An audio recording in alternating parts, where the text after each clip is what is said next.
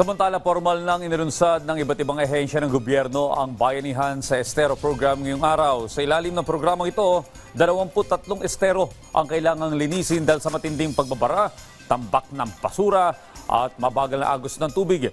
Si Bernard Ferrer sa detalye live. Rise and shine, Bernard. Audrey, magtutulong-tulong ang MMDA, San Juan City LGU, mga ahensya ng pamahalaan at mga volunteers sa isasagawang paglilinis sa San Juan River bilang bahagi ng bayanihan sa estero program. Layunin ng inisyatiba na alisin ang mga basura at iba pang bara na maaari magdulot ng pagbaha. Ang Bayanihan sa Estero program ay tugon ng Metropolitan Manila Development Authority o MMDA sa socio-economic agenda ni Pangulong Ferdinand R. Marcos Jr. para sa mas matatag na disaster resilience. Layunin ng programa na doblehin ang pag-isikap sa paglilinis at pagpamanatili ng mga drainage infrastructure sa buong Metro Manila, lalo na't patuloy na naipon ang burak at basura sa mga estero na nagdudulot ng madalas sa pagbaha.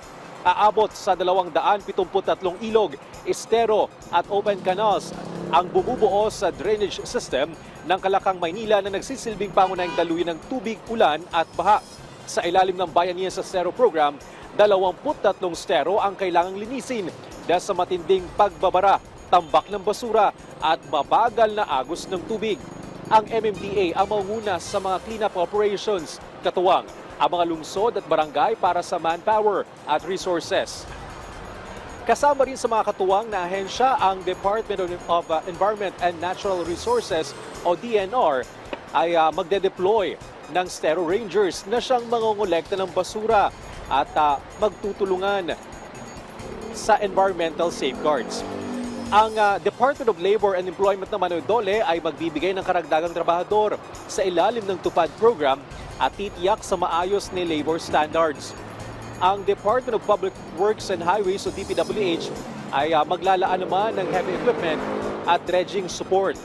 Ang Department of Education o DepEd ay manguna naman sa information at education campaign para sa tamang pamamahala ng basura at kahalagahan ng estero.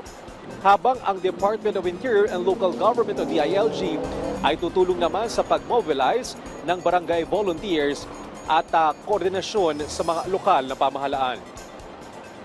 Audrey, maya-maya lamang ay magsisimula na ang bayanihan sa Estero program dito sa San Juan, partikular sa San Juan River. At pangungunahan ito ni MMDA Chairman Romando Don Artes kasama si San Juan City Mayor Francis Zamora at Quezon City Mayor Joy Belmonte. Audrey? Maraming salamat, Bernard Ferrer.